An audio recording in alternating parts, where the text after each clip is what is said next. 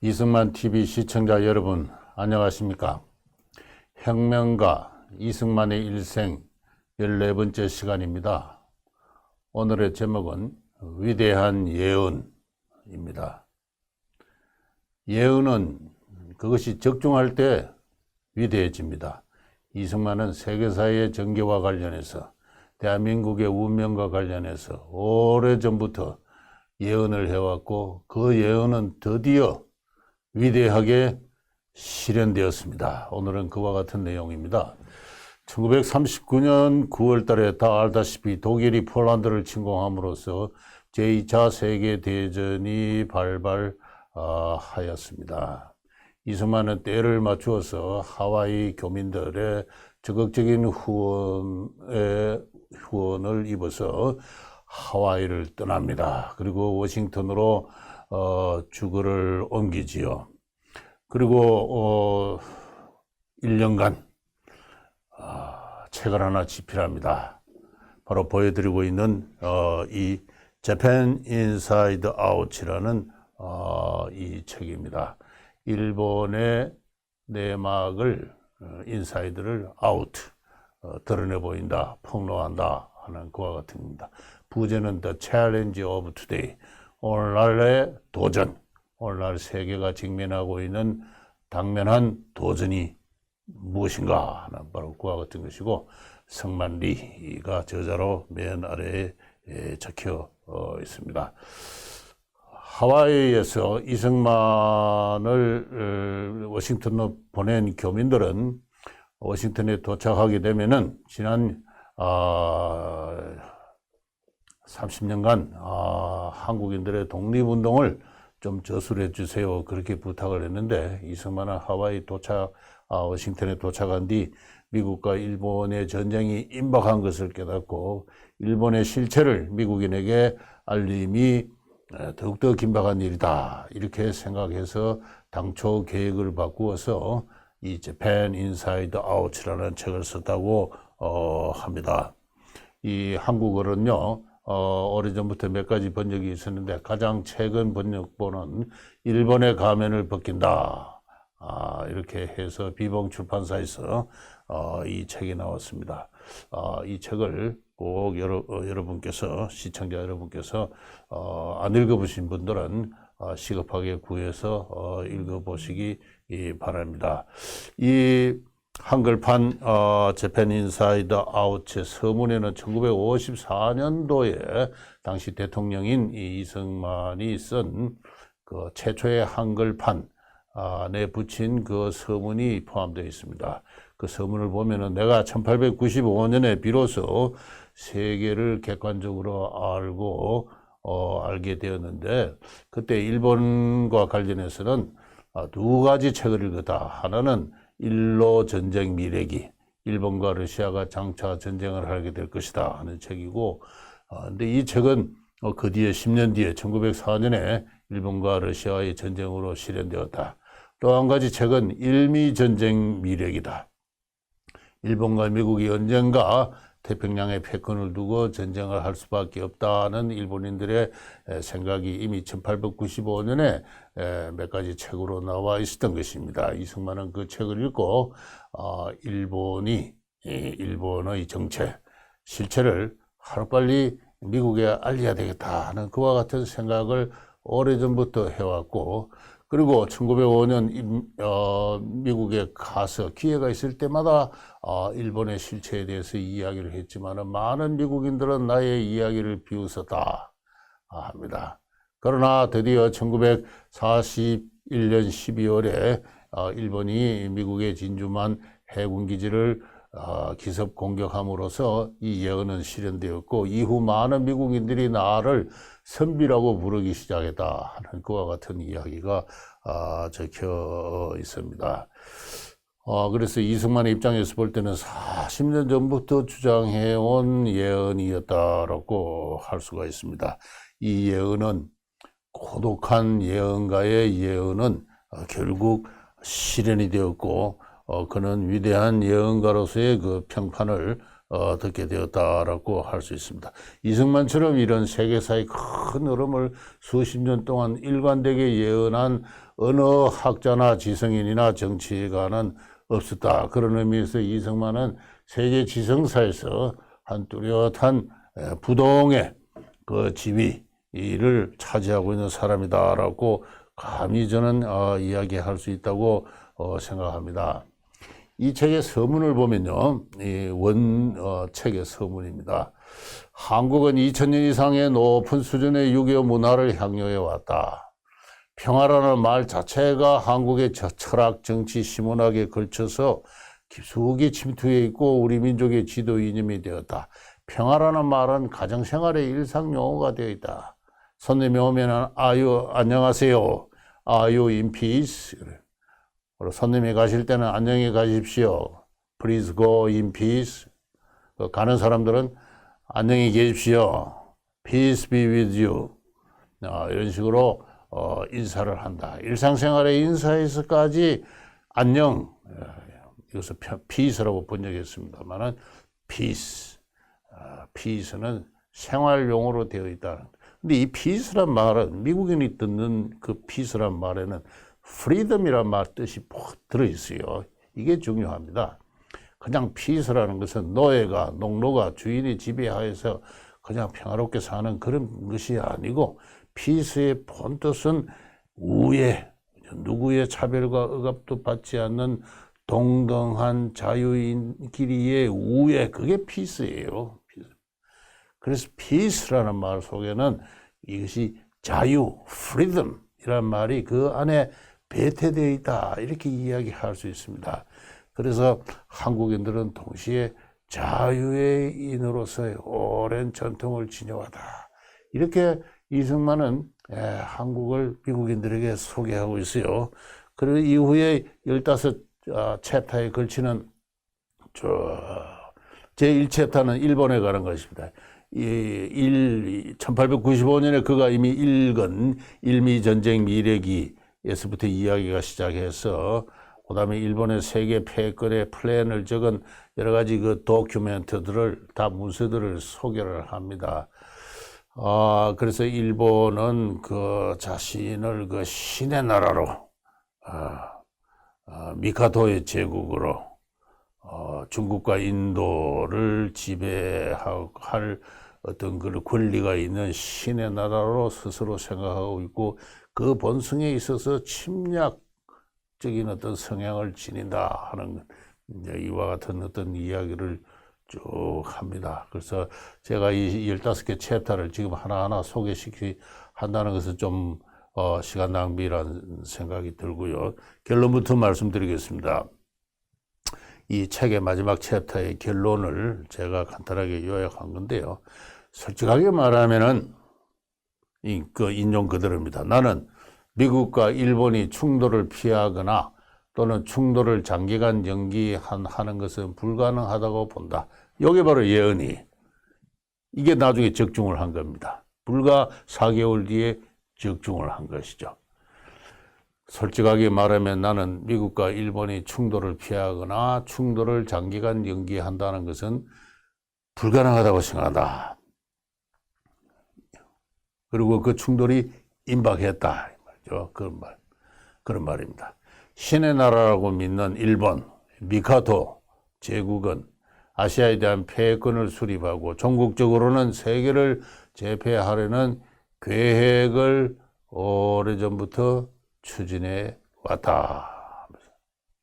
물론 이 이야기를 일본인들이 들을 때는 아마 쉽게 긍정하지는 않을 것입니다. 그러나 독립운동가로서 이승만은 일본을 그렇게 규정을 했고 그 규정은 단순한 정치적 선동이길 넘어서 역사적 현실로 실현이 된 것입니다. 실현이 된 것이다. 저는 그 점이 중요하다고 생각합니다. 한국을 무자비하게 전복시킨 것은 일본이 아시아 본토를 침공하고 정복하는 첫 단계, 그 최초의 자금 불씨가 그 첫 단계였다 하는 것입니다. 최초의 자금 불씨였다는 것입니다. 그래서 한국을 일본이 무자비하게 차지해버린 것은 장차 만주로, 중국으로, 시베리아로, 동남아로, 인도로, 태평양으로 이렇게 아시아를 침공하고 정복하는 큰 불이 번지는 하나의 작은 불씨가 되었는데 여기에는 미국의 책임이 크다는 이야기입니다. 제14장에서 미국의 책임을 구체적으로 거론을 리승만은 하고 있습니다. 1882년 조미 우호 통성조약이 보면은 제1조가 영구평화조약이에요.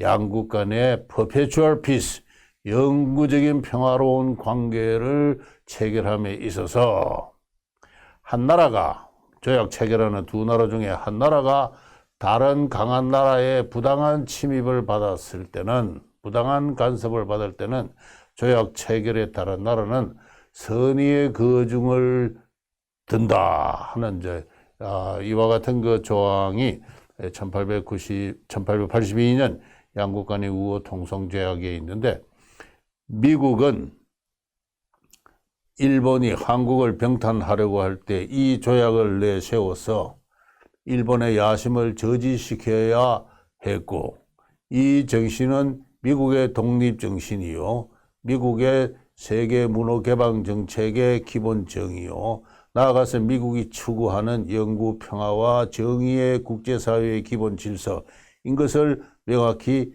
했어야 하나, 불행하게도 미국은 그 책임을 회피했다 하는 그런 것입니다. 이건 미국의 역사에 있어서 일대의 치욕이다 이렇게까지 이야기를 하고 있습니다. 그렇게 해서 미국은 매우 어리석고도 치욕스럽게도 이 작은 불씨를 지폈는데, 이 작은 불씨가 이어권은 큰 산불이 되어 가지고 온 아시아, 만주, 중국, 아시아 나아가서 세계 전체를 지금 불태우는 큰 산불로 번졌고, 여기에는 미국의 책임이 크다 하는 이와 같은 이 이야기를 하고 있습니다. 그러면서 오늘날의 세계는 민주주의 대 전체주의의 대결이다.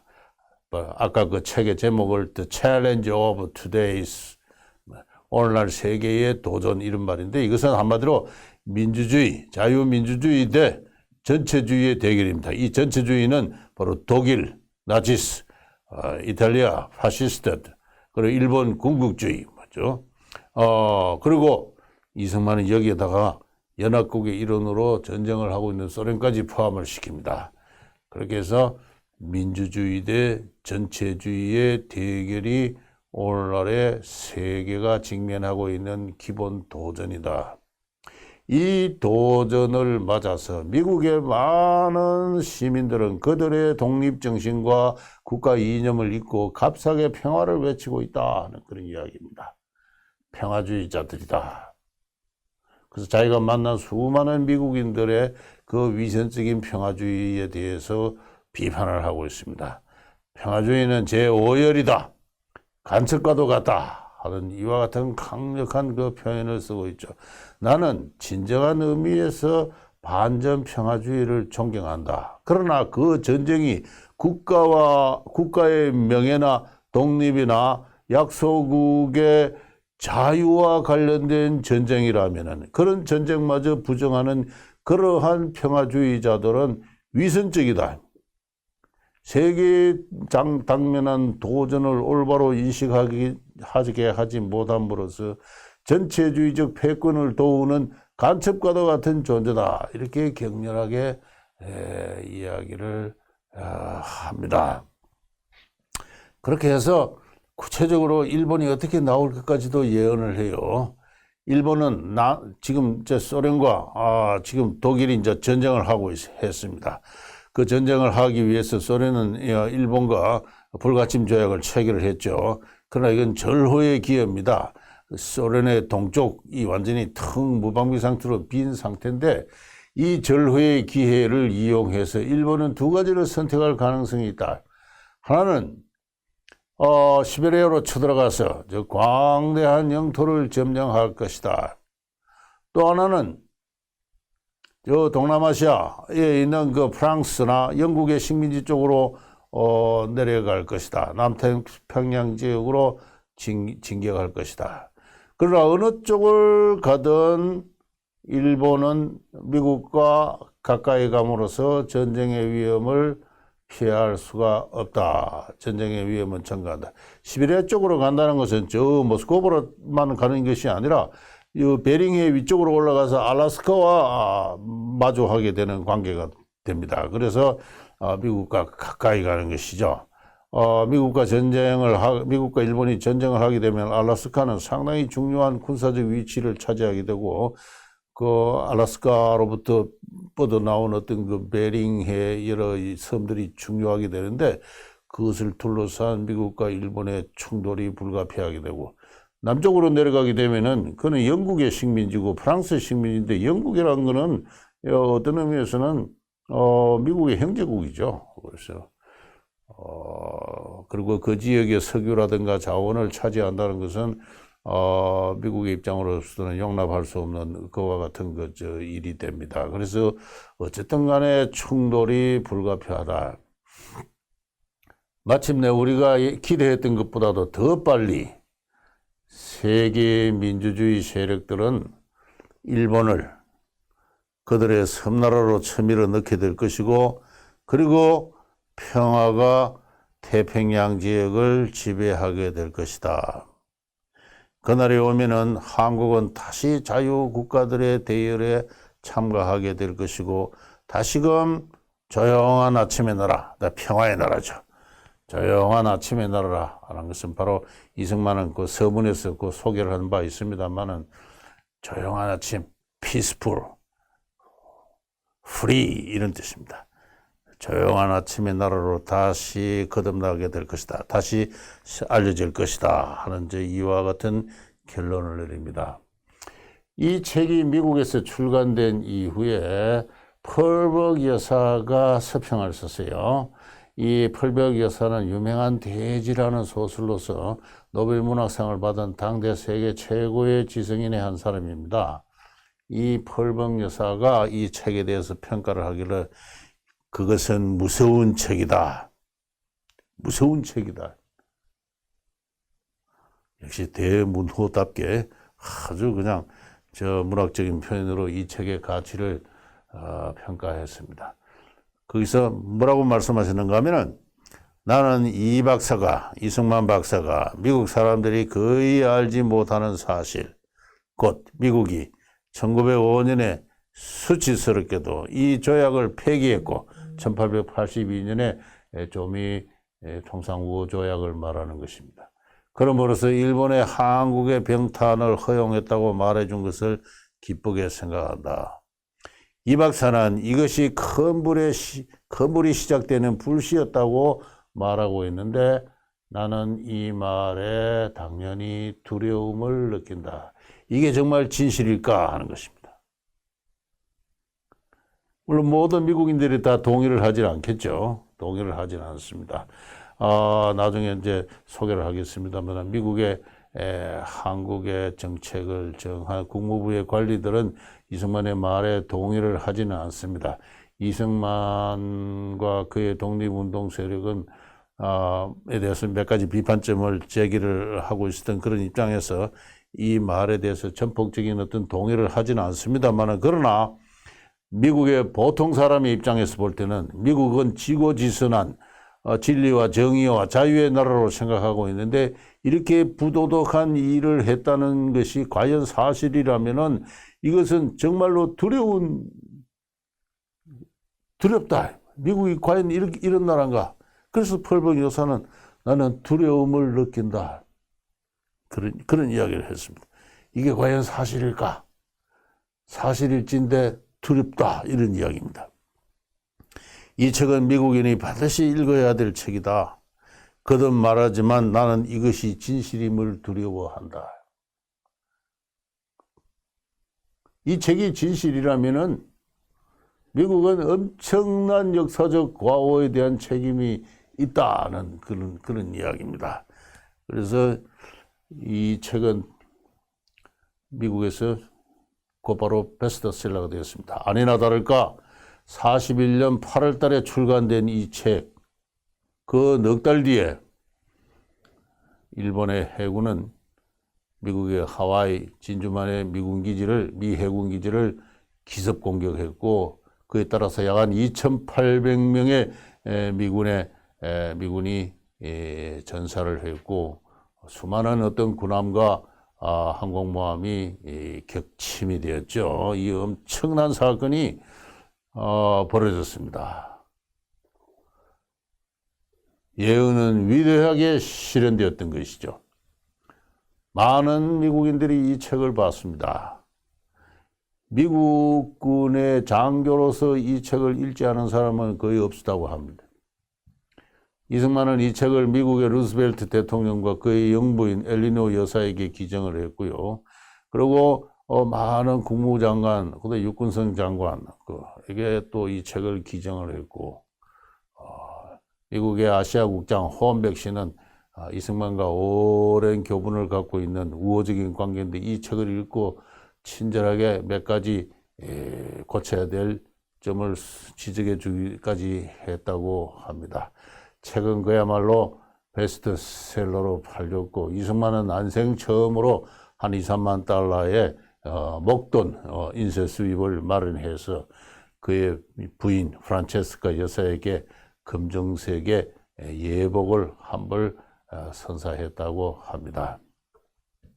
그리고 워싱턴 백악관 뒤에 필라델피아 그 스트리트에 있는 붉은 벽돌집을 하나 구입해서 그것을 그 주미 외교위원회의 사무실로 사용했다고 하지요. 어쨌든 이승만으로서는 뭐 그런 경제적인 성공은 하나의 에피소드에 불과합니다만은 많은 미국인들에게, 특히 미국의 군부와 정치 엘리트들에게 위대한 예언가로서 그 명성을 한번 각인시키는 그와 같은 효과를 거두었다고 합니다. 이 책이 나오고 난 뒤에, 그리고 미국과의 전쟁, 일본이 전쟁을 시작한 이래 1942년 2월 달입니다. 2월 달에 최초로 미국의 대통령이 항복 문제에 대해서 언급을 했습니다. 루즈벨트 대통령이 라디오 연설을 하면서 한국인이 일본의 지배하에서 노예적 상태에 있다고 서청하는 듯이 한국과 몇몇 나라를 언급을 하면서 바로 그와 같은 이야기를 했습니다. 이것은 미국의 대통령이 대국민 공식적인 연설에서 언급한 한국에 대한 최초의 언급입니다. 이 최초의 언급에서 한국인의 노예적 상태를 지적을 했습니다. 이건 나중에 카이로 선언에 그대로 한국인의 반역적인 노예적 상태라는 어떤 말로 그 초안이 잡힐 때 바로 그대로 옮겨졌습니다. 한국인들은 드디어 희망을 갖기 시작했습니다. 바로 한 달 뒤에, 그 얼마 뒤에 3.1절을 맞이했어요. 그 3.1절을 맞이해서 미주의 한인들은 워싱턴에서 한인 자유대회를 개최했습니다. Korean Liberty Conference. 이 Korean Liberty Conference에서 이승만의 역사에 남을 명연설을 했습니다. 이 한인 자유대회는 이승만이 중심이 되어서 약 한 40~50명의 미국의 그 명사들이 거기 참여하고 있는 그 한미협회, 한미친선협회도 이 대회에 참여했는데요. 많은 미국의 명사들이 참여한 것, 심지어는 미 육군성 장관 스틴슨까지도 이렇게 마지막 3월 3일 1일에는 참여했다고 합니다만은, 이승만은 그 대회 시작하는 날에 현전설에서 다음과 같이 이야기를 했습니다. 우리는 어느 누구에도 우리의 독립을 회복시켜 달라고 요구하지는 않습니다. 우리 독립시켜 주시오, 그렇게 이야기하지 않는다. 우리는 싸울 것입니다. 싸울 준비가 되어 있습니다. 우리가 싸울 수 있도록 좀 도와주세요. 그런 이야기를 합니다. 그리고 동지 여러분, 물결이 일고 있습니다. 홍수와 같은 자유의 물결입니다. 한국 인민의 슬픔의 눈물은 끝났습니다. 기쁨의 눈물이 시작되었습니다. 보십시오. 물결은 저 해안 가까이 밀려오고 있습니다. 인간의 자유와 승리의 해안으로 이렇게 연설은 끝을 내고 있습니다. 우리의 슬픔의 눈물은 드디어 끝이 나고 있습니다. 그리고 기쁨의 눈물이 시작되었습니다. 보십시오. 자유의 물결이, 저 거대한 자유의 물결이 우리를 향해서 해안가로 지금 다가오고 있지 않습니까? 하는 그런 이야기예요. 이승만은 다 단순한 독립운동가가 아닙니다. 몇 차례 강조했지만 위대한 학자이자 사상가이자 종교인이에요. 그리고 그가 쓰는 모든 글은 그 자체가 하나의 시요 웅변입니다. 이 재팬 인사이드 아웃이 미국인들에게 충격을 준 것은 그 문장 하나하나가 이와 같은 문학적인 표현으로 쓰여 있는 겁니다. 이것은 한인 자유대에서 이승만의 연설입니다만은 재팬 인사이드 아웃의 그 모든 문장이 이와 같은 품격을 갖추고 있어요. 아까 조그만 불씨가 산불이 되었다고 이야기했는데요. 그 산불 서문에 나오는 그 이야기입니다. 불길은 하루하루 점점 더 가까이 다가오고 있습니다. 산불은 저절로 꺼지지 않습니다. 이렇게.